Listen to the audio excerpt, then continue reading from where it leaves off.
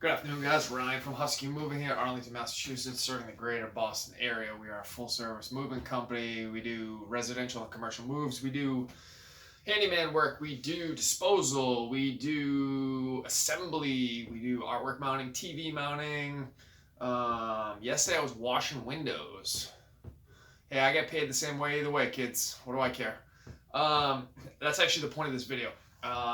Before I get going, I'm going without my ring light today, so if my skin seems off, that's why. The light isn't as good as usual. I actually prefer this better. I feel like I'm more natural this way. Look more like Shrek this way. I want to talk to you guys about taking easy money. So, I had a little bit of time. I got a job. Had a job this morning that is causing this video.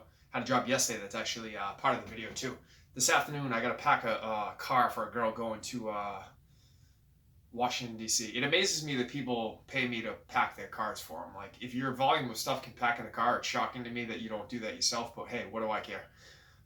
Money is money. And so that's the point of this video, actually. So I've had 3 jobs in a row that all are kind of causing this video to come up. The point of this video is take the easy money and run if you can get it. Yesterday, a woman hired me to come in to help her daughter. She had to hang a bathroom towel hook. I understand that part of it. That's actually can be relatively challenging if you're not used to doing it. And her situation was actually a little bit more challenging only because she had plaster and lath behind her wall. Most people don't know what that is. Most people have never dealt with it before. Most people assume there's going to be drywall, and then when they go through the drywall and then they're hitting something behind the drywall, they don't know what to do. So the drywall anchors she was using weren't working because they weren't going through the wood slat pieces. I don't even know what they're called. I guess lath is what they're called. So I understand that point of it. But she also wanted me to wash windows yesterday. So she was up on the first floor. She didn't know how the windows worked. The windows pulled in. They were double hung windows, so they pulled in from the inside so you could wash them. She didn't know that, which is fine. So I had that moment where I was like, dude, I don't wash windows. Like, I'm not washing windows for someone, like, whatever. And then I had to catch myself, and I literally was like, what do you mean you don't wash windows? Like, just fuck are you talking about? Why won't you wash windows? If they're going to pay you the same hourly rate to either A, wash windows, or B, move a baby grand piano, you're getting paid the same either way. Why wouldn't you wash the windows? That's stupid. Don't be a moron. So anyway, I wound up washing the windows. It actually took a long amount of time, which is great because it's super easy, obviously, and I'm getting paid what I would consider to be really good money to wash windows. And they were pumped. They were thrilled to pay it. So then this morning I had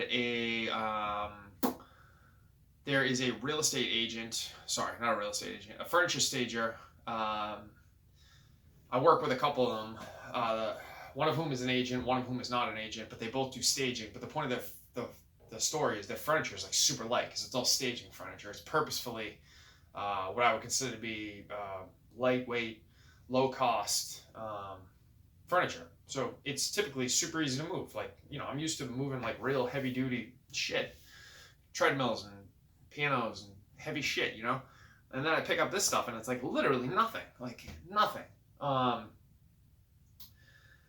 So she hired me. Now, when I work for these people, I don't charge them quite as much as I charge my normal clients because they give me a good amount of repeat business. And so I give them a little bit of a break. It's actually a pretty significant break, but it's not, you got to keep in mind, I'm losing out a little bit of money for sure, but the toll it's taking on me personally is like negligible in comparison to what the normal toll on a normal day would be, a normal moving job.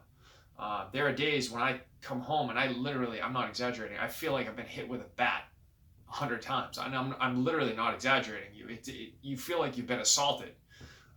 Your body is absolutely like wrecked. And so at the end of these days, like this morning's job, I come home and I'm like flying. Like, you know, I don't even know what to do with myself because I get so much energy because that was nothing, like literally nothing.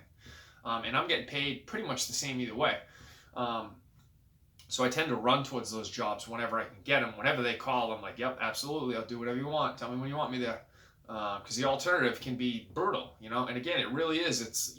I'm getting paid the same either way. Whether I'm walking, you know, a couch cushion to a first floor or I'm walking a piano up to a third floor, I'm getting paid the same either way. So like, why wouldn't I run towards the easy money? Now this afternoon I got to pack a car. Again, the volume of work should be, unless I'm wrong, and I'm bringing stuff down from a 5th floor, 7th floor walk up, which is a possibility in Boston for sure. But more than likely, she probably lives on a 3rd floor. She probably has me bringing stuff down. Oh, look who it is, little Ghosty making an appearance. Let me see if I can catch this beast. I'm guessing she's gonna run off. Yep, Ghosty does not want to be in the video today. Probably gonna be a 3rd floor walk up, pulling stuff down. But like realistically, how much stuff could she possibly fit in an SUV? Even if she's packing the SUV to the gills, it's still not that much stuff. So theoretically, it should be, I don't want to jinx myself, but relatively easy money. So the point of this video is if you have the opportunity to take these jobs that are like easy, take them and run towards them. If you get paid the same either way. Now I understand if you want to book longer hours or farther jobs because you're making more money proportionally. I completely understand that, and I get that. I would encourage you to do so if that's what you want. But also keep in mind that, like everything in this world, every choice you make comes with a cost. So the cost that I'm making over the last couple of days is that the workload is relatively easy in comparison to what I'm used to. And the trade-off is I'm going to be losing some money, that I could be making more money. For sure, I could be. Had I been killing myself the last couple of days, working 14-hour days, I'd be making more money. But I'd probably want to kill myself right now, literally. And so that's a trade-off too. And so what I'm trying to remember as I go forward, something I'm not always good at, my tendency is to put my head down, go to work as long and as hard as humanly possible. And the thought process is more is better. The more work, the harder the work, the more successful I am, blah, blah, blah. Terrible logic, just ass backwards logic. Like success should be measured in the ease of your day versus how much money you're making, not how hard your day is versus how much money you're making. It should be how easy your day is versus how much money you're making, theoretically. And so I want to encourage you guys to start giving a lot of thought to the types of jobs you're booking, why you're booking them. Are they best for you long term? Meaning, if I kill myself in these next 2 days and I have another volume of days coming up that are all booked, is it a wise decision for me to be working 14-hour days at the beginning of a stretch of long days? Of course it's not. It's a terrible decision. It would be smarter to try to book those easy jobs and keep some energy in the tank for the run that we got going on here.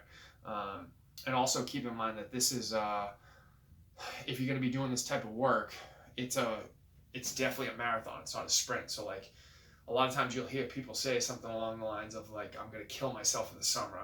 My entire summer is going to be devoted to just making as much money as humanly possible. And I'm going to destroy myself in the summer, which is awesome. And you make a ton of money for sure. But if you're so burnt out at the end of the summer that you have literally nothing left in the tank, which I know what that feels like. You have literally nothing left to give. What good are you to your business, to your employees, to your customers? You're not going to be any good. You have to understand that this is not my strong suit, but you have to understand that this is a marathon, not a sprint. We have to exert the proper amount of energy every day so that we can continue to keep exerting the proper amount of energy day after day after day after day. Because a lot of times with customers, like I think customers do this like once every 2 years or whatever it is. So like to them, they have no problem having you come in and work a 14-hour day, because in their mind it's a one-time event. It's, you're there and then they never see you again. So they don't think about the fact that you're back at the job the next morning at 6:30 in the morning, starting the whole process all over again. But for those of us in the industry, whether you're doing moving or assembly or like construction work, anything labor intensive, it's literally a daily event. And so you got to keep something in the tank. You got to make choices that are going to keep that energy in the tank. So the point of the video, run towards the easy money when you can find it, if you can find it. And if you can make choices to set yourself up to get more and more of those jobs by meeting more real estate agents, hopefully more stagers, hopefully purposefully booking some smaller jobs, purposefully booking assembly jobs, which can be tedious for sure, but are not brutal on your body typically. Typically, it's brutal like on your mind, but not on your body.